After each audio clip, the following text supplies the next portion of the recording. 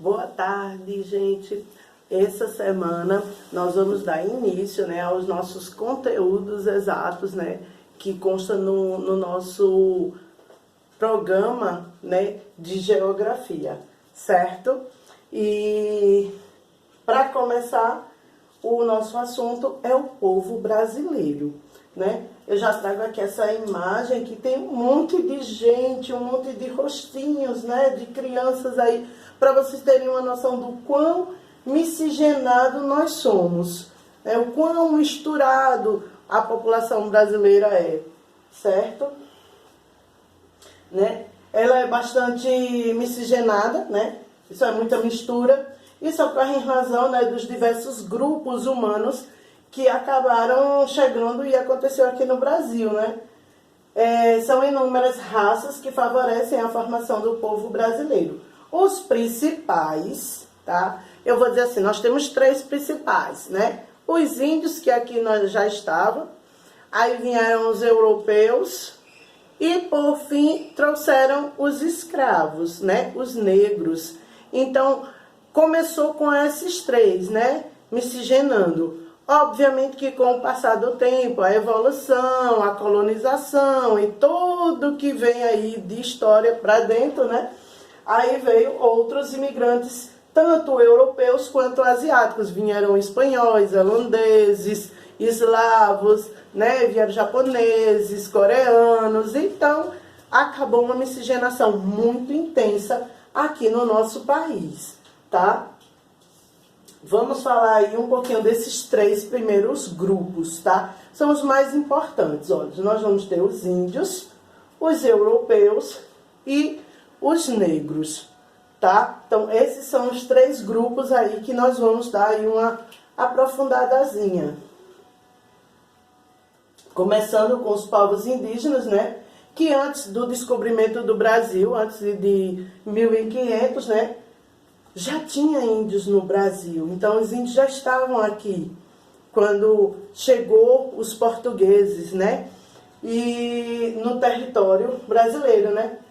Esse é o caso dos índios, já estavam aqui. Existem diversos grupos indígenas no Brasil. Não era só um grupo, não, tá? Obviamente que assim que os portugueses chegaram, né, na costa, na praia, encontrou um grupo. Mas no Brasil existem diversos grupos de índios. Entre os mais citados, né, tá os Carajás, os Bororó, os Caingangue e os Yanomamis. Então, esses são os grupos mais importantes. Também vamos ter os Tupi-Guaranis, né, que chegaram, que já estavam aqui no Brasil, né? No passado, a população desses índios eram quase de 2 milhões de pessoas. Atualmente é um pouco menor, tá? Não chega nem a 1 milhão de índios.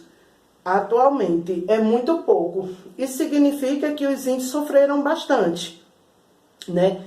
Tanto o fato deles terem sido colonizados por outras culturas, como também pelo fato, né, deles terem sido uma parte escravizada. Quem não aceitou ser escravizado pelos europeus acabou sendo assassinados, né? E atualmente a gente vê também muitas histórias de pessoas querendo tomar as terras indígenas para cultivar ou criar, né? Ou cultivar cereais ou criar animais. E aí os índios não aceitam e acabam tendo confrontos e infelizmente os índios acabam falecendo, né?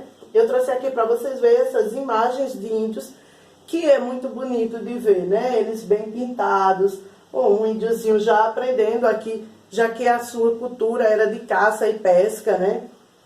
Aqui eles em rituais. Então, assim, é uma cultura muito bonita para se perder pela nossa população, né? Lamentavelmente não é tão explorada, tão valorizada. Um outro grupo que vou citar aí para vocês são os povos africanos, né? O grupo de humanos que sofreu, né, a migração involuntária, ou seja, os africanos eles foram arrancados de sua terra natal e trouxeram, né, trazidos aqui para a nossa.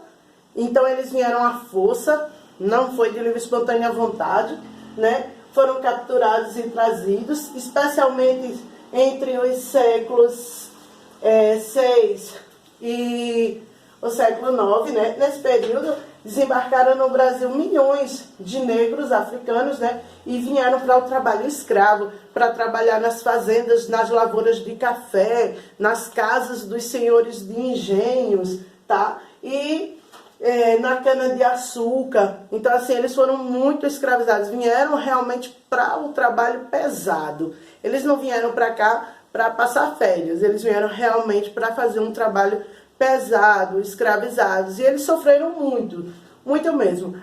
Boa parte, quando saía da África, né, ficavam muito tristes e eles acabavam adoecendo e morrendo, que era chamado banzo, né? Eles morriam de banzo, morriam de tristeza, porque estavam longe, porque tinham sido arrancados do seio de sua família, de sua terra, de sua cultura, para viver de uma forma escrava, como um animal. Eu vou mostrar aqui a imagem a vocês, como os negros, alguns viviam, né?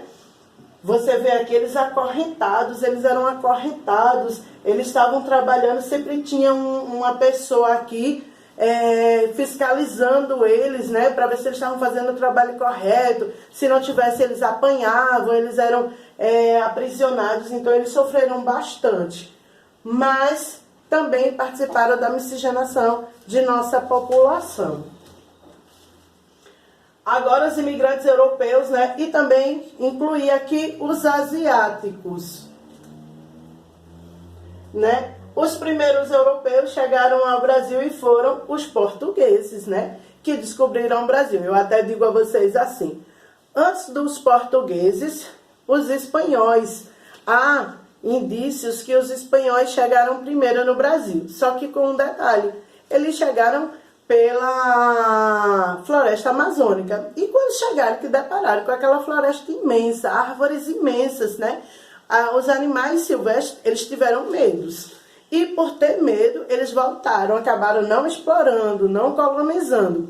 E voltaram. E aí os portugueses chegaram de uma outra forma, chegaram pela praia e acharam uma visão muito bonita, as praias belas e ocuparam o Brasil, tá? Mais tarde, por volta do século IX, né, o governo brasileiro promoveu aí a entrada de um grande número de imigrantes europeus e também asiáticos, né? Na primeira metade do século XX, pelo menos 4 milhões de imigrantes desembarcaram aqui no Brasil, né?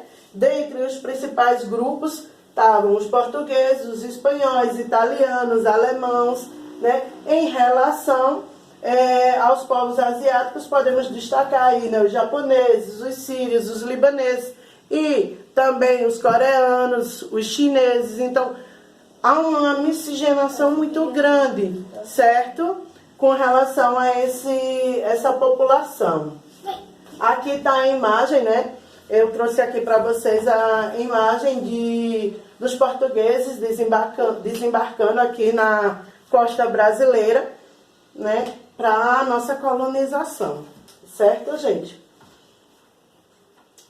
No livro de vocês, na página 2, tem o início, né, do nosso conteúdo. E ele começa com o trecho, né, dessa música aqui, que eu achei muito interessante. Se chama Sob o Mesmo Céu, né? E ele pede que vocês leiam esse trecho e em seguida respondam as questões, tá?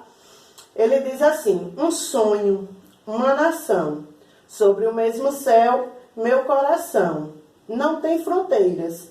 A gente vem do tambor do índio, a gente vem de Portugal, vem do batuque negro, do interior e da capital, do fundo da floresta, da selva urbana. A gente vem do pampa, vem do cerrado, vem do Pantanal. A gente vem de trem, de navio, de avião. Gente, esclarecendo aqui para vocês que tem palavras que eu acho que vocês não conhecem, né? A palavra pampa é um tipo de vegetação que existe na região sul do país, né? Os pampas gaúcho, essa expressão vocês já devem ter escutado. E significa campo, tá? O cerrado também é uma vegetação, o pantanal é vegetação, né? Aí, quando ele chama selva urbana, quer dizer que é os grandes centros urbanos, os prédios, né, as casas. Quando ele fala aqui que a gente vem do tambor do índio, ele faz referência, né, que a gente tem uma miscigenação com o índio, com os europeus, os portugueses, né, e também com os africanos, do batuque do negro, né. Então temos essa miscigenação toda, certo? Aqui tem uma atividade, vocês vão copiar lá no caderno, tá? E escrever essas 4 questões e respondê-las. É para responder de acordo com esse texto aqui, certo? E aqui está as 4 questões. Na primeira, ele diz, em sua opinião, o que se refere à letra da música sobre o mesmo céu, né? Na segunda, cite um trecho da música que evidencia a pluralidade étnico-racial do povo brasileiro. Essa palavra étnico-racial é a coisa da miscigenação, tá? Da gente tá aí, ter várias, né, etnias misturadas em um único povo. A terceira, que trecho da música sugere o movimento populacional no Brasil, né? Qual deles aí sugere que a gente está de um lado para o outro, no vai e vem, né? Mudando de lugar. E a quarta questão, ele diz assim, no final da música, os compositores perguntaram quantos Brasis. Eu sei que vocês vão dizer que é estranho escrever o nome Brasil assim, mas no plural se escreve assim, Brasis. Se faz um Brasil, né? Na sua opinião, o que ele quer dizer? A gente vê que o Brasil, ele é tão grande, tão misturado, tão miscigenado, né? Que poderia ser vários Brasis. Mas quantos deles cabem em um único Brasil? É isso que eles quiseram dizer? O que vocês acham? Qual a opinião? Essa daqui, ó, é pessoal, tá certo? Bom, gente, nossa aula é essa, tá? Vai também uma atividade de casa para vocês responderem, tá ok, gente? Até a próxima. Qualquer dúvida pode me chamar no privado.